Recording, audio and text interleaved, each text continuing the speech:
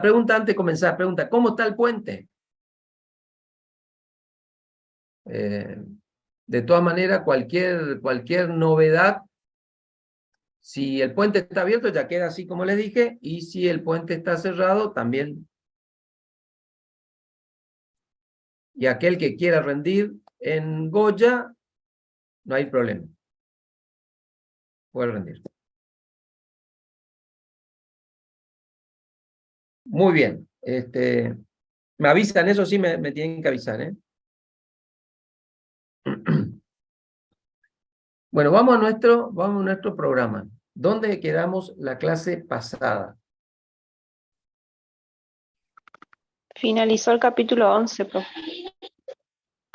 Bueno, entonces hoy tenemos el capítulo 12. A ver un momentito, ¿de cuántas clases nos están quedando?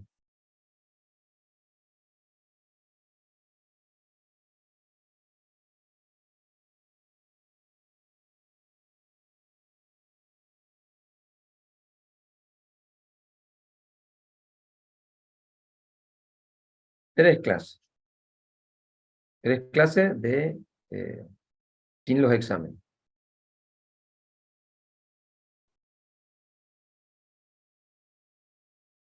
Bien. Bueno, estamos. Bueno, vamos a comenzar.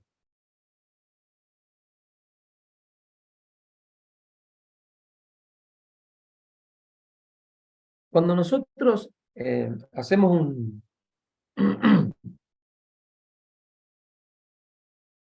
concepto un concepto muy fácil. A ver, ¿quién me dice de derecho internacional?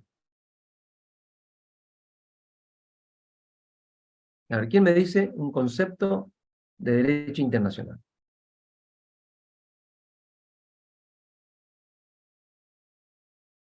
Que alguien se anime. No, es una, no estoy pidiendo la teoría de la relatividad.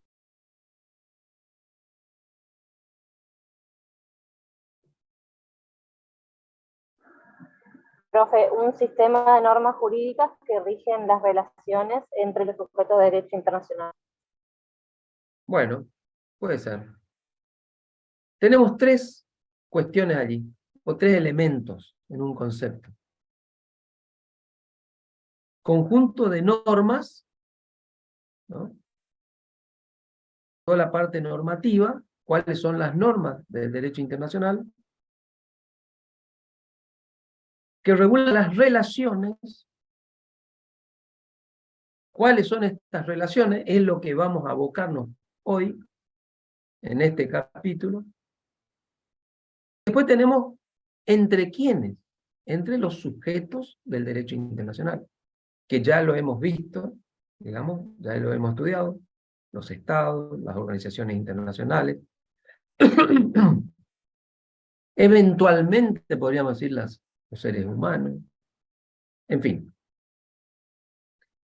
Entonces, a lo que voy es que esta parte del programa nos establece el tema de las relaciones. Esas relaciones es la parte sustantiva, digamos, del derecho internacional.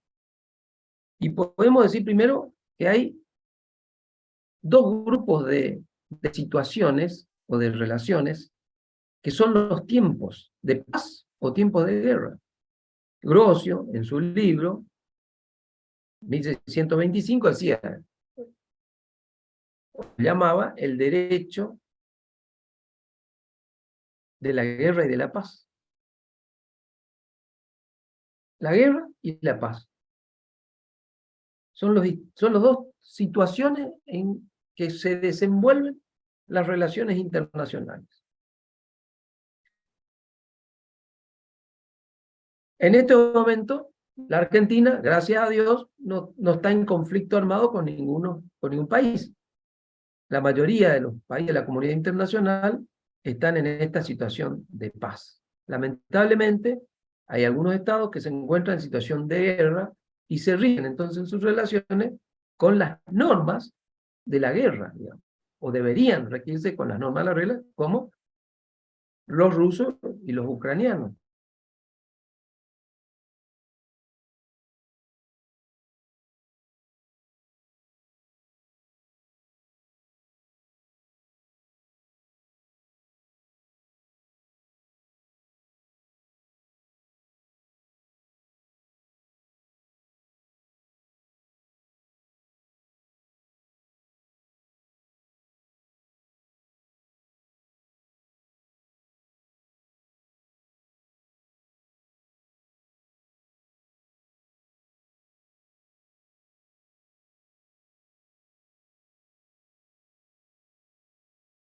establece por ley cuál va a ser su sistema institucional.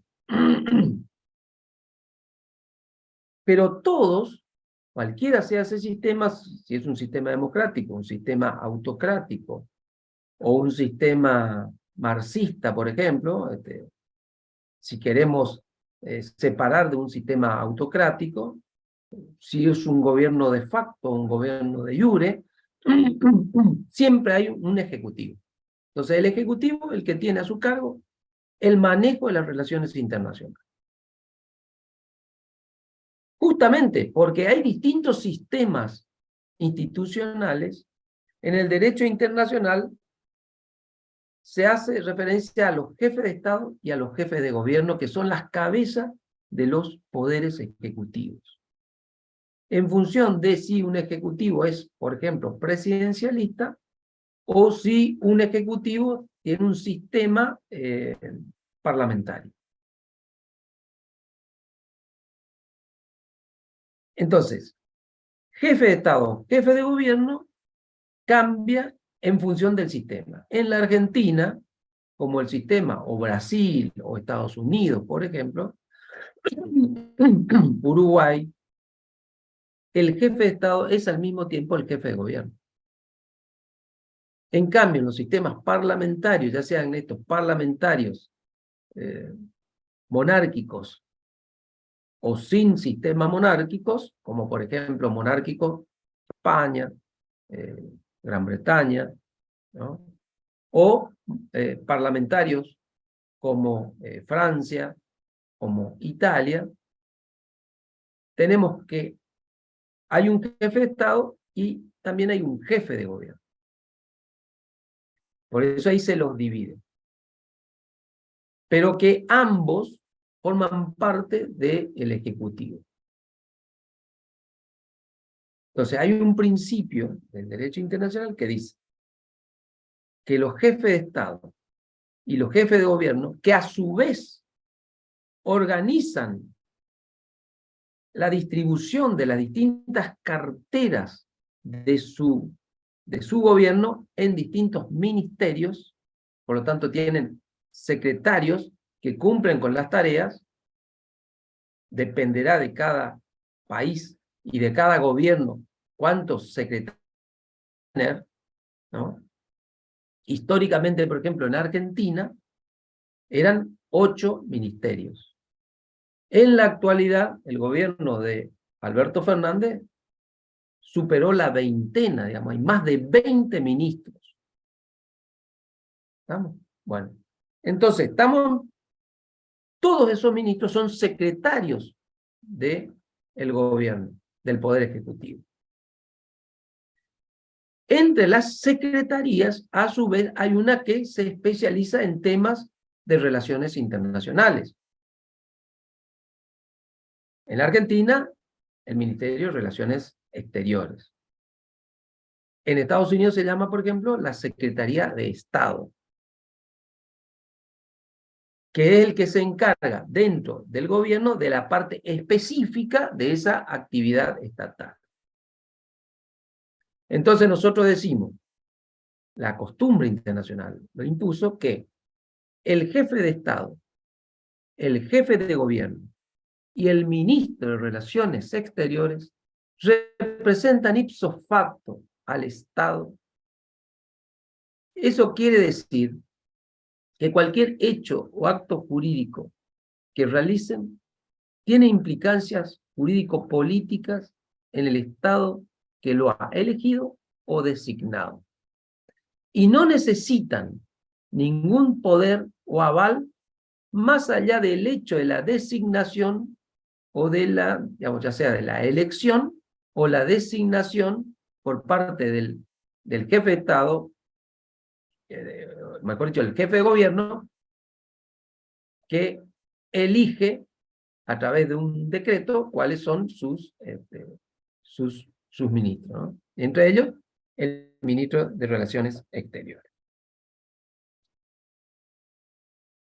Como representan políticamente al Estado, y eso le puede generar responsabilidad internacional en caso de que realicen algún acto contrario a derecho internacional, a su vez tienen el beneplácito, el beneficio de que estas personas, estas personalidades, tienen inmunidad de jurisdicción personal. Es decir, que cuando se encuentran fuera del territorio de su país, no pueden ser detenidos, por ejemplo, ni pueden ser procesados, etc. En función de la actividad política que realizan. Ahora, el ministro o el Ministerio de Relaciones Exteriores, como se llama en Argentina, es también, como todo ministerio, tiene un sistema piramidal.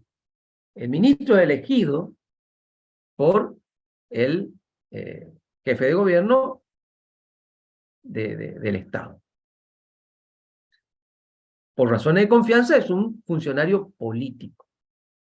Funcionario político. Y es la cabeza administrativa del ministerio. Entonces, en el ministerio vamos a tener un montón de funcionarios, que algunos van a ser políticos y otros van a ser funcionarios de carrera. La actividad diplomática, o mejor dicho, la actividad que realiza el Ministerio de Relaciones Exteriores son de dos tipos.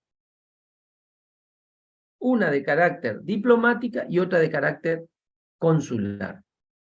Hay dos tipos de funciones que realizan los ministerios en su relación con otros estados. Ya sea tanto en tiempo de paz como en tiempos de guerra. Lo vamos a analizar en tiempos de paz. Hay una bolilla, la bolilla o la unidad 14, que ahí vamos a dedicarnos a las situaciones de los países en estado de conflictos armados, digamos, uso de la fuerza. Entonces, cada país, además, estructura su ministerio, en este caso de Relaciones Exteriores, de la forma que estime más conveniente, teniendo esas dos actividades, que son dos actividades totalmente distintas, aunque signifiquen la vinculación con el exterior. La actividad diplomática y la actividad consular. ¿Estamos hasta aquí? ¿Alguna pregunta, alguna duda?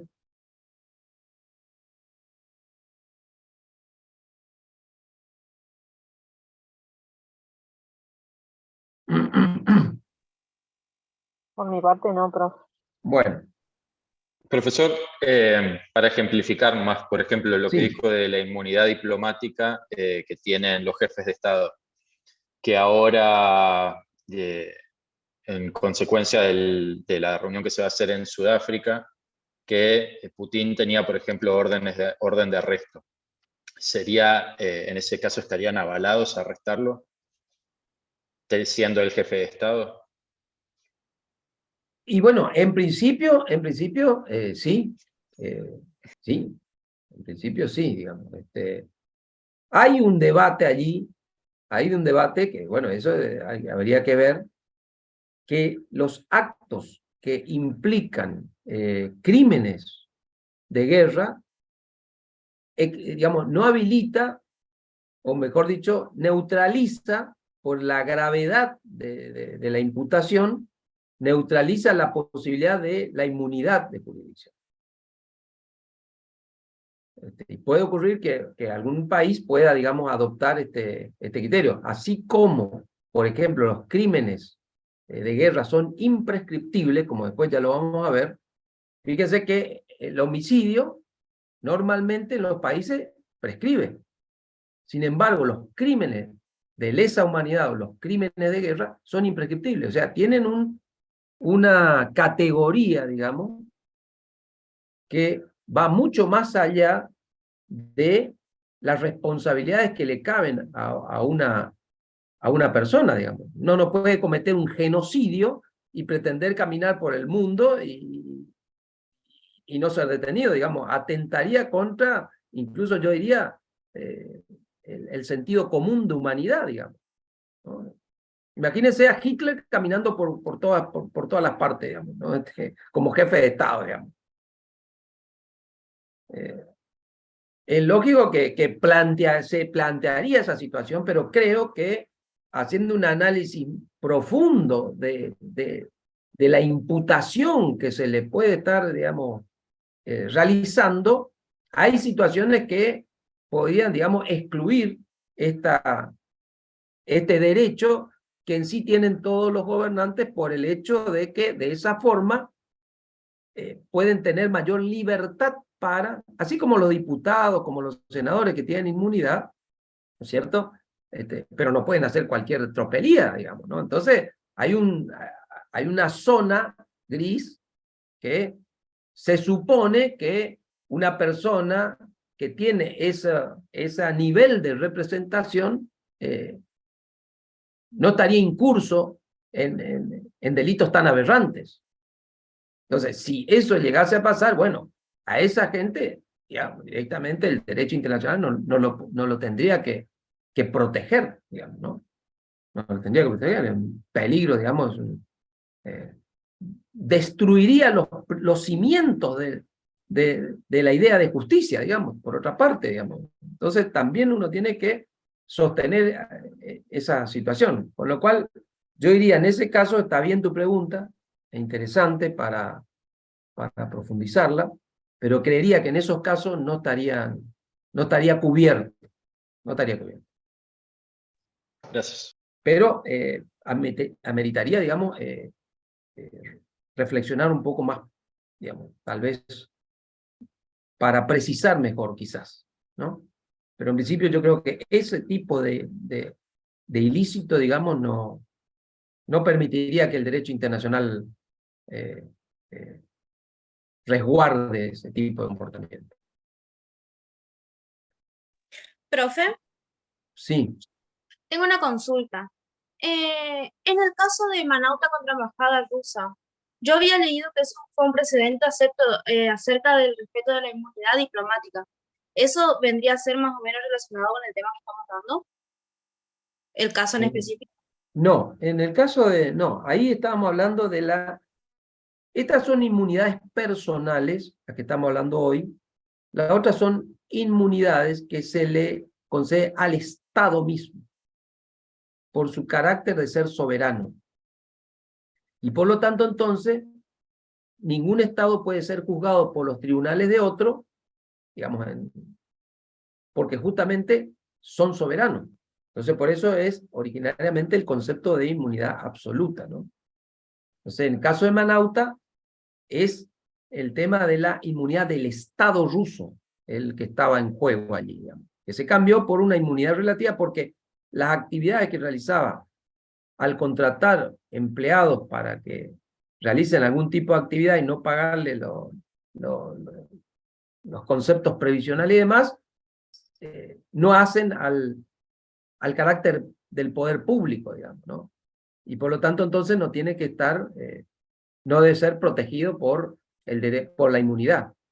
En cambio, las actividades que un Estado realiza como sujeto de carácter público, bueno, eso tiene inmunidad, digamos, absoluta. Eso es lo que cambió Manauta, digamos, porque hasta Manauta, la República Argentina rechazaba cualquier planteo que se hiciese en contra algún Estado, digamos, ¿no? Ahí cambió la jurisprudencia de la Argentina, que fue más o menos la misma onda en el mundo. En el mundo se hace el distingo entre actividades públicas y actividades privadas, digamos, ¿no? Bueno. El jefe de Estado puede, y el jefe de gobierno puede realizar viajes.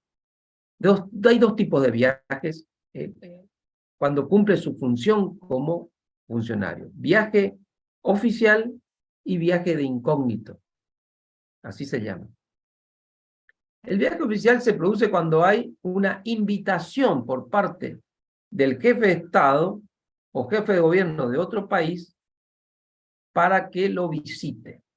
Entonces hay todo un sistema protocolar, un ceremonial que debe ser respetado y se le aplica el mismo mecanismo ceremonial a todos los países independientemente de su capacidad, digamos, político-militar y económica, digamos. Entonces, todos tienen igual tratamiento.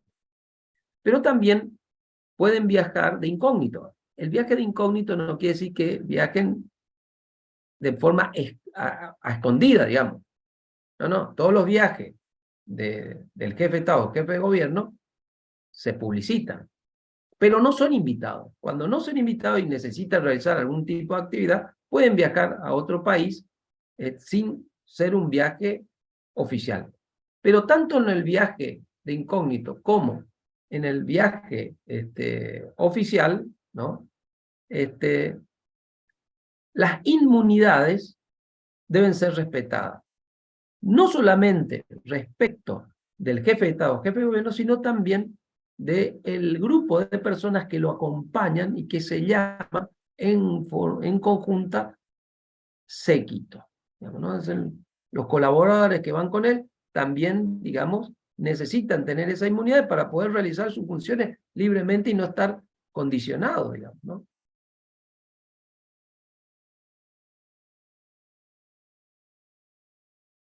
Tienen privilegio también, por ejemplo, no pagan los impuestos, no pagan no hacen aduana, digamos. Tienen un tratamiento especial, por supuesto.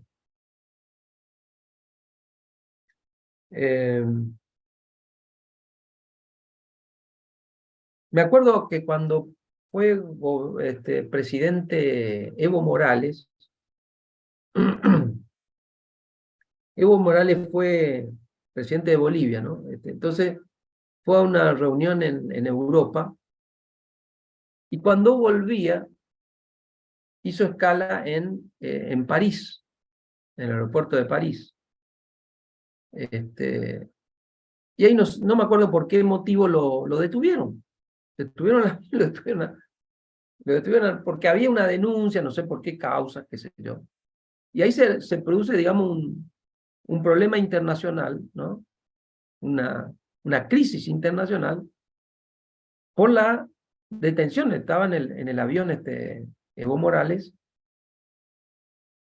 pero se resolvió por aplicación de estos principios, porque hubo una detención, se paró allí, bueno, rápidamente digamos, el gobierno boliviano seguramente habrá hecho valer el tema de la inmunidad y demás, y finalmente se permitió, digamos, despegar al avión y terminó, digamos, el incidente internacional.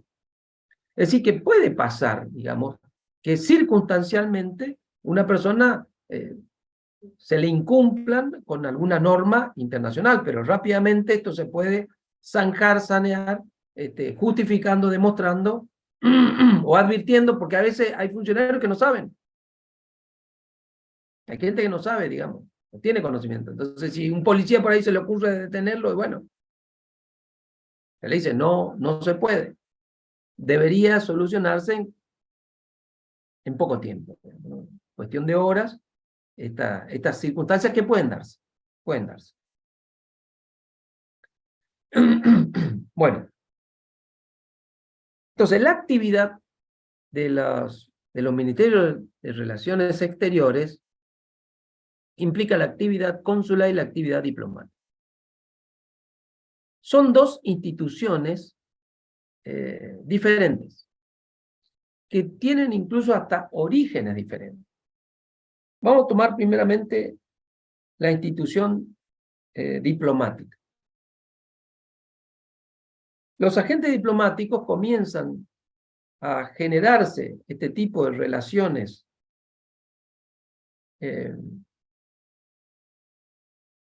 cuando en la península itálica, en el siglo VIII, estábamos todavía en la Edad Media, las unidades políticas, acordémonos, compartían idioma, tradiciones, religión, raza, y sin embargo eran unidades, mayormente eran ducados. Italia se dividió mayormente en ducados, aunque Algunas, por ejemplo, teníamos la República de Venecia, por ejemplo, ¿no? Entonces, los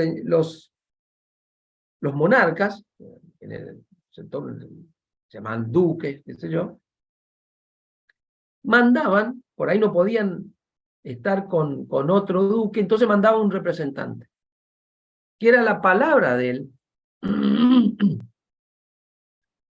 Y él, la otra parte lo recibía y le daba el mismo tratamiento y protecciones como si fuese el mismo mandatario, el mismo jefe de Estado. ¿No? Justamente facilitado por el idioma, la religión, las costumbres, etc. Esto facilitó los vínculos políticos entre los distintos jefes de Estado, y esto se fue extendiendo primero a Europa y después al resto del mundo. De Italia al resto del mundo. Por eso, el agente diplomático cumple una función política. Y conceptualmente podemos decir que es la persona que representa políticamente al Estado que lo designa. Los agentes diplomáticos cumplen una función circunstancial o una función permanente en algún Estado, digamos. Puede asistir, por ejemplo, a una conferencia internacional, a una reunión específicamente, participar de la formación de un tratado, por ejemplo, o puede también ser representante de forma permanente ante otro Estado, en representación del Estado que lo envía.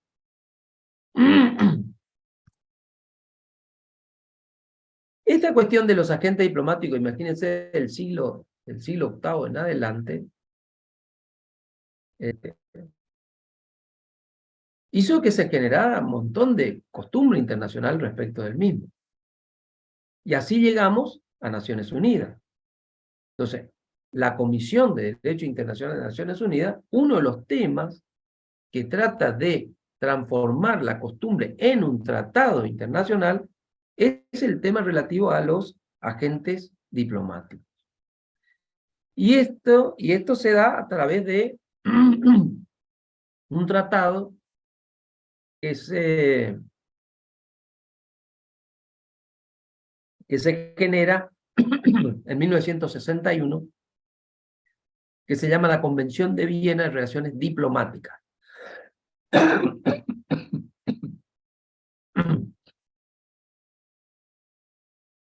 Todo el bagaje